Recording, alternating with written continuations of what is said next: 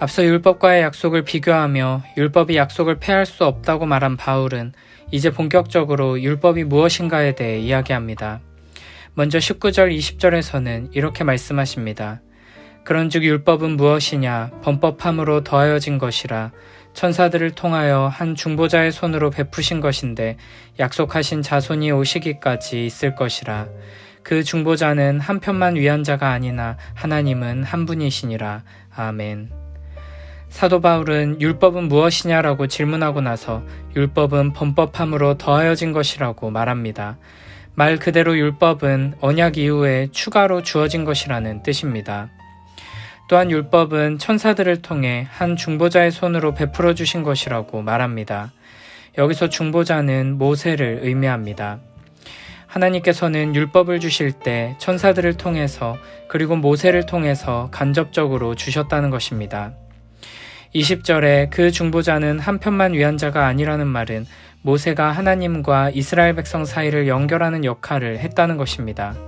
그리고 하나님은 한 분이시니라 라는 말은 언약을 맺을 때에는 다른 누구를 통하지 않고 하나님 한 분께서 직접 하셨다는 것입니다.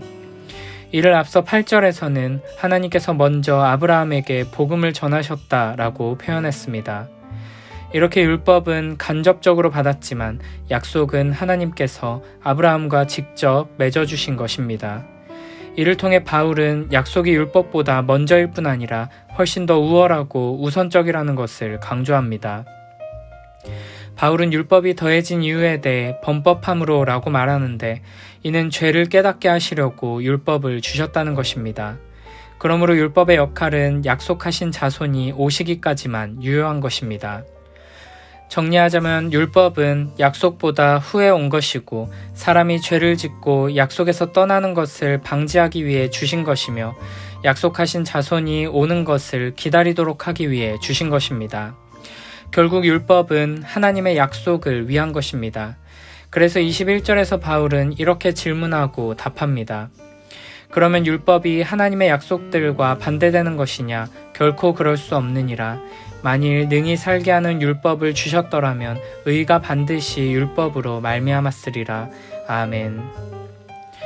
율법은 분명 우리의 죄를 깨닫게 하고 죄를 억제시키는 역할을 합니다.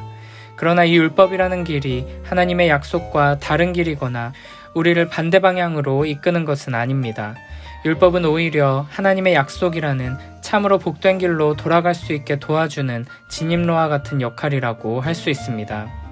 율법은 그 자체로는 생명을 얻을 수 없지만 율법을 통해 영원한 언약으로 나아갈 수 있다는 것입니다. 이어서 22절부터 25절에서 바울은 율법의 역할에 대해 두 가지 예를 들어 설명합니다. 먼저 22절, 23절에서는 감옥의 예를 들어 설명합니다.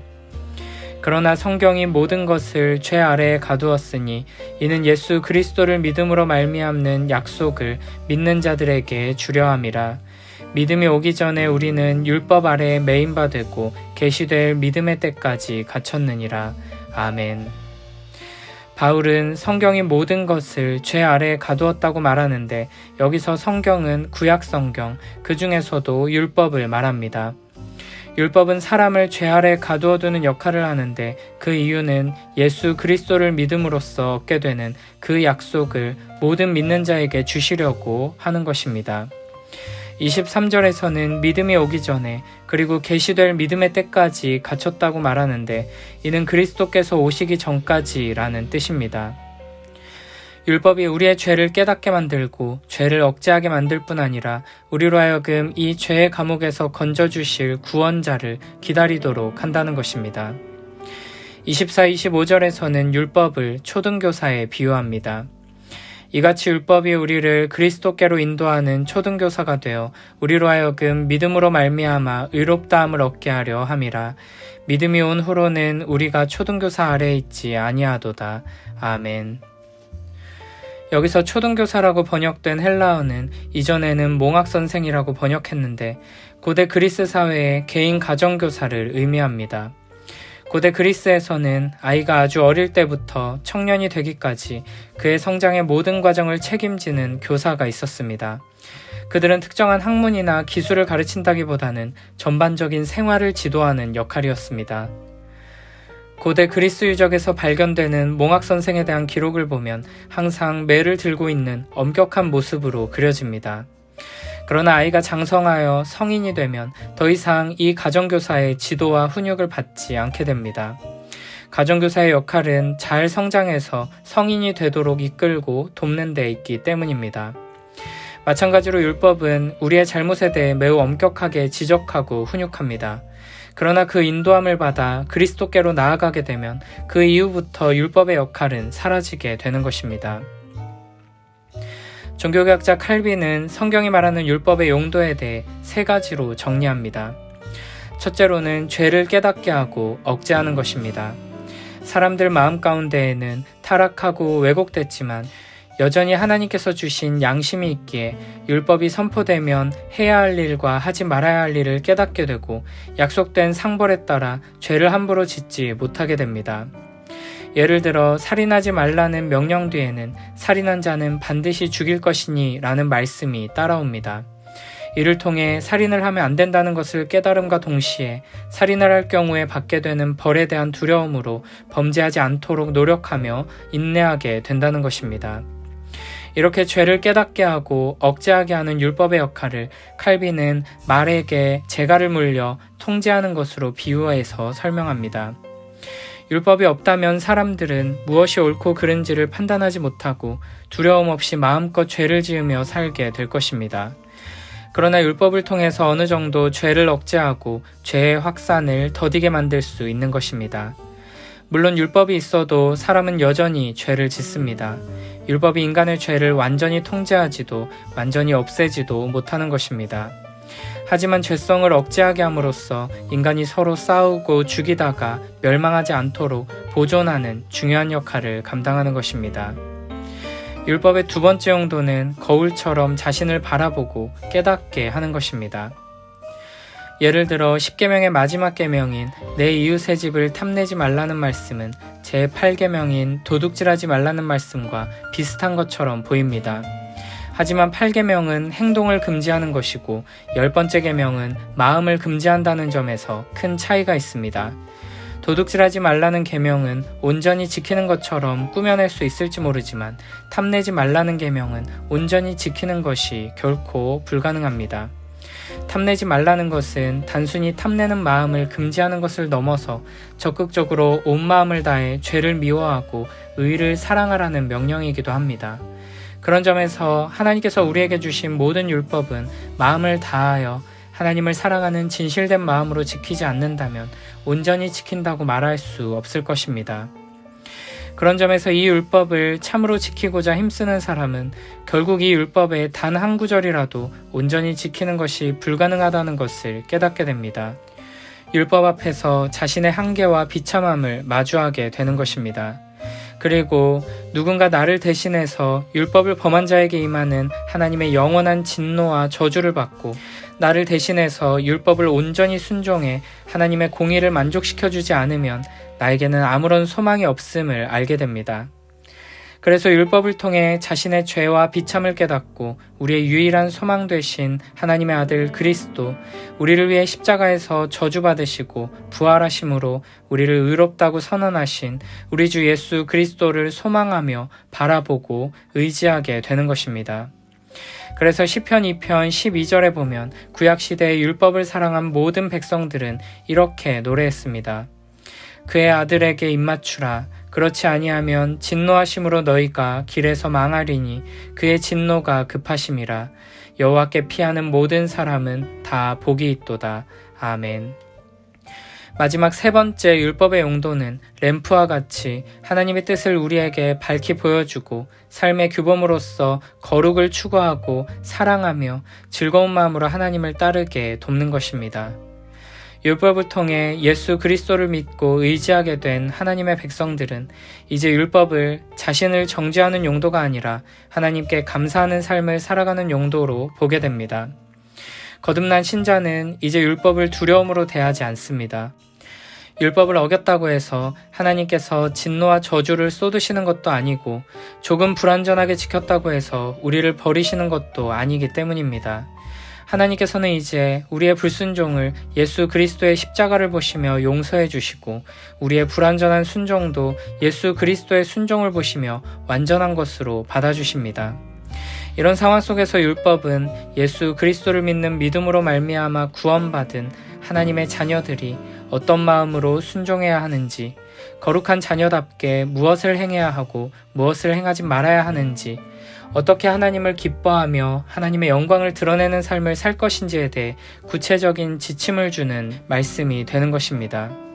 이전에 우리를 정죄하던 율법은 이제 하나님을 향해 나아가도록 이끄는 등불이 됩니다. 예를 들어 거듭난 신자에게 살인하지 말라는 명령은 생명을 존중하며 생명의 창조주이신 하나님의 영광을 드러내는 삶을 살라는 말씀으로 다가오게 됩니다. 그래서 주변의 모든 사람의 생명뿐 아니라 그 사람들의 삶의 평안과 행복까지도 염려하며 적극적으로 사랑을 실천하게 됩니다. 그리고 이웃을 미워하거나 충분히 사랑하지 못하는 자신을 보며 슬퍼하고 아파하며 회개하게 됩니다. 이제 그리스도인들에게 율법은 달콤하고 아름다운 하나님의 말씀이 되는 것입니다. 율법을 통해 우리의 죄를 깨닫고 죄를 억제하며 그리스도를 소망하고 바라보고 의지하며 이제는 율법의 조항들을 통해 하나님께서 우리를 얼마나 거룩하고 아름답고 영광스러운 삶으로 부르시는지를 깨닫고 매일매일 그 달콤한 말씀을 가까이 하며 그 등불과 같은 말씀으로 비춰주시는 길을 따라 한 걸음 한 걸음 나아가는 복된 우리 모두가 되길 축복합니다. 이어서 26절부터 27절에서는 이렇게 말씀하십니다. 너희가 다 믿음으로 말미암아 그리스도 예수 안에서 하나님의 아들이 되었으니 누구든지 그리스도와 합하기 위하여 세례를 받은 자는 그리스도로 옷 입었느니라. 아멘.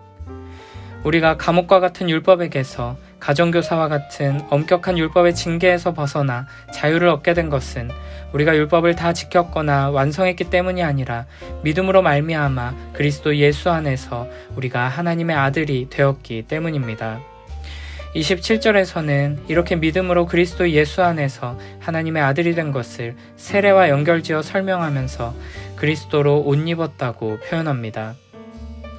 여기서 세례가 의미하는 가장 중요한 것이 바로 우리가 그리스도와 연합되었다는 것입니다. 그리스도와 연합되었다는 것은 그리스도께서 우리를 위해 행하신 모든 일에 우리가 연결되어 있다는 것을 의미합니다. 로마서 6장 3절 4절에서는 이렇게 말씀하십니다. 무릇 그리스도 예수와 합하여 세례를 받은 우리는 그의 죽으심과 합하여 세례를 받은 줄을 알지 못하느냐. 그러므로 우리가 그의 죽으심과 합하여 세례를 받음으로 그와 함께 장사되었나니 이는 아버지의 영광으로 말미암아 그리스도를 죽은 자 가운데서 살리심과 같이 우리로 또한 새 생명 가운데서 행하게 하려 함이라.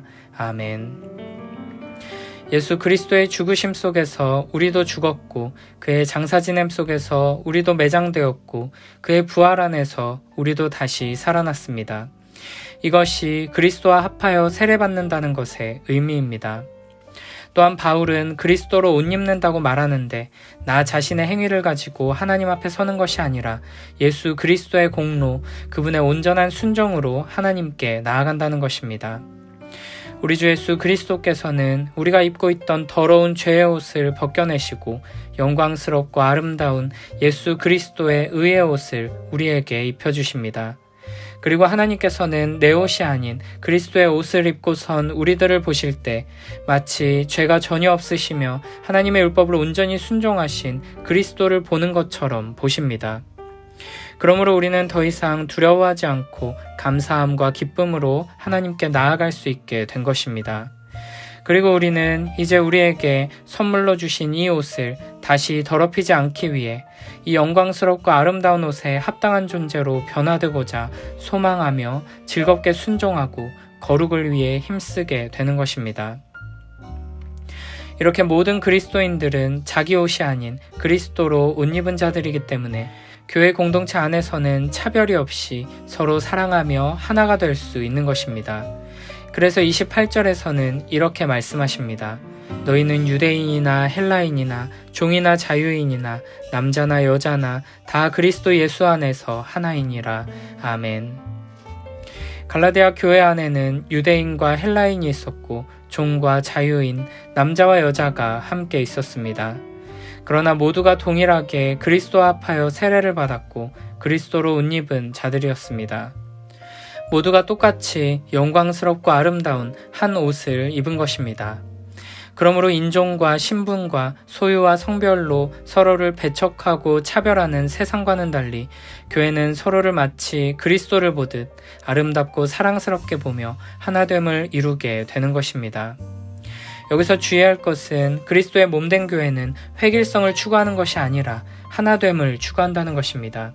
인종, 신분, 소유, 성별의 기준을 없애버리고 모두가 똑같은 존재가 되는 것이 아니라 다양한 사람들이 그리스도 안에서 서로 사랑하며 하나됨을 이루는 것입니다. 교회는 이 하나됨을 통해 하나님 나라의 영광과 아름다움을 증거할 수 있습니다. 세상은 차이를 무시하고 인종과 성별 등의 경계를 아예 허물어버리거나 더욱 극렬하게 편을 나누며 싸우려 하지만 교회는 서로 간의 분명한 차이에도 불구하고 그리스도 안에서 하나가 되어 서로 사랑하고 하나됨 속에서도 각자의 다양함을 훼손하지 않은 채 연합하는 참된 공동체가 되는 것입니다. 마지막 29절에서는 이렇게 말씀하십니다. 너희가 그리스도의 것이면 곧 아브라함의 자손이요 약속대로 유업을 이을 자니라. 아멘. 유대인이라는 혈통 때문에 아브라함의 자손이 되고 하나님 나라를 얻게 되는 것이 아니라 할례나 율법을 통해서가 아니라 예수 그리스도를 믿고 그리스도와 연합하게 되면 아브라함의 자손이 되고 하나님께서 약속하신 축복을 상속받게 될 권한을 가지게 된다는 것입니다. 이렇게 바울은 복음과 율법에 대해 자세히 설명하면서 율법 아래 있지 말고 복음 안에서 자유를 누리는 삶을 살아가라고 초청합니다. 매일매일의 삶 속에서 하나님의 말씀에 귀 기울이며 예수 그리스도의 십자가를 바라보고 예수 그리스도를 통해 우리에게 주시는 참된 자유와 축복, 영원한 기쁨과 만족을 누리며 하나됨을 누리며 살아가는 복된 우리 모두가 되길 축복합니다.